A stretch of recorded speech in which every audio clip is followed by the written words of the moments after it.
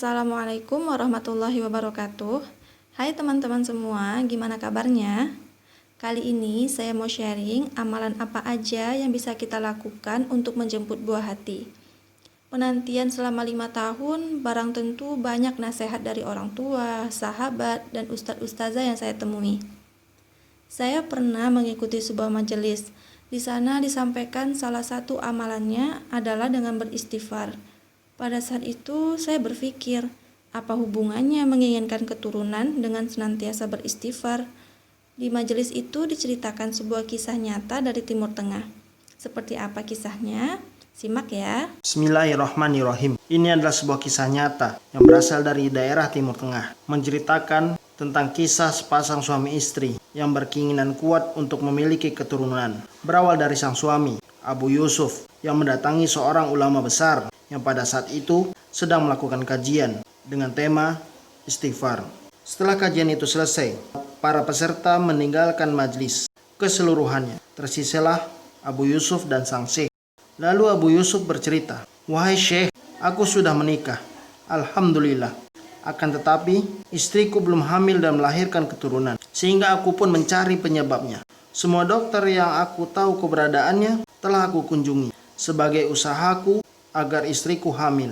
Namun, semua dokter itu menegaskan, kami tidak menderita satu penyakit apapun. Kondisiku dan misi istriku dalam keadaan sehat. Maka aku pun pulang dan berharap sepenuhnya pada Allah. Allah Maha Kuasa atas segala sesuatu." Lalu, sang syekh pun berkata, "Ceritakanlah secara lengkap wahai Abu Yusuf. Aku akan mendengarkan sepenuhnya." Cerita Abu Yusuf pun berlanjut, "Wahai syekh, suatu hari ketika aku sedang mendengarkan siaran program Al-Quran, aku mendengarkan seseorang membacakan sebuah ayat dari surat Nuh yang tadi engkau utarakan. Quran surat Nuh ayat 10, 11, dan 12. Lalu syekh dalam program Al-Quran itu pun menerangkan ayat tersebut. Ia pun menjelaskannya bahwa istighfar adalah jalan untuk memperoleh keturunan. Aku pun mengingat dengan jelas apa-apa yang syekh itu utarakan.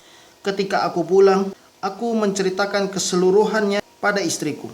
Lalu kami pun bertekad bulat untuk melakukan pengobatan dengan cara istighfar, baik siang maupun malam, baik sembunyi-sembunyi maupun terang-terangan, atas dasar keinginan kami mempunyai keturunan."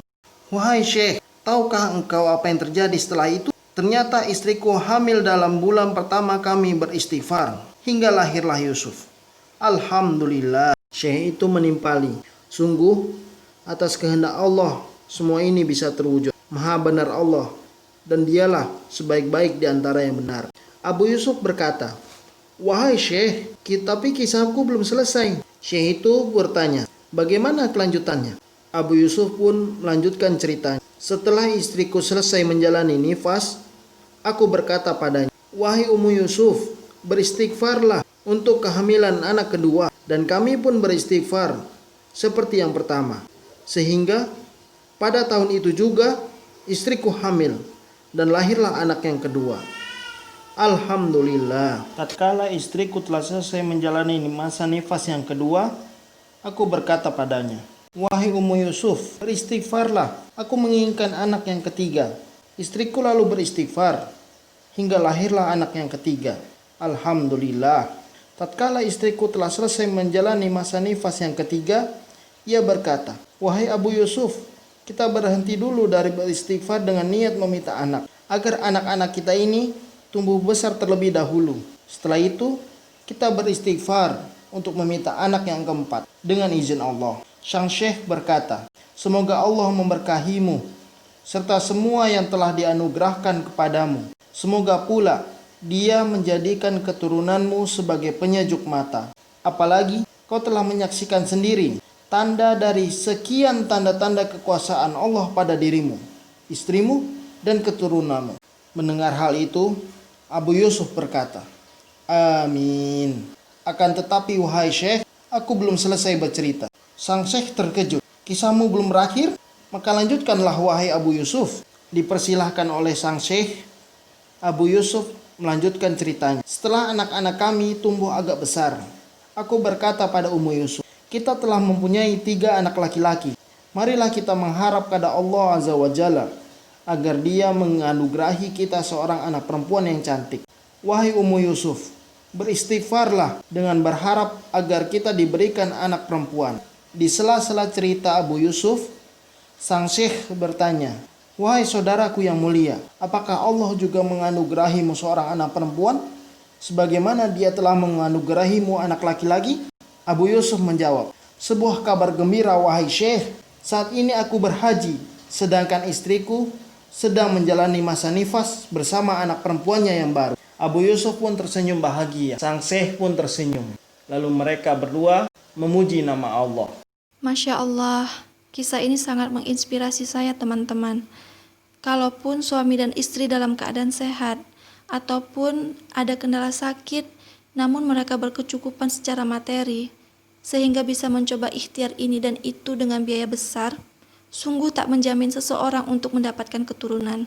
Teman-teman, sebesar apapun usaha kita, sebanyak apapun pengorbanan kita dalam berikhtiar, namun Allah tetap meminta taubat kita, melihat kesungguhan kita dalam memohon ampun kepadanya. Kita tak pernah tahu dosa mana yang menghalangi langkah kaki kita untuk mendapatkan keturunan. Rayulah Allah, menangislah, menangislah. Allah Maha melihat kesungguhan kita. Allah Maha penyayang kepada hambanya yang meminta. Bahkan di zaman Nabi Musa, wanita yang sudah ditakdirkan mandul pun dapat diberikan keturunan karena rahmat dan kasih sayangnya. Teman-teman, semoga Allah lancarkan ikhtiarnya dan mengijabah doa teman-teman semua yang sedang berjuang mendapatkan buah hati. Tetap semangat, stay positive and healthy always. Terima kasih sudah menonton videonya ya. Semoga bermanfaat. Jangan lupa like, subscribe, dan share videonya ya. Wassalamualaikum.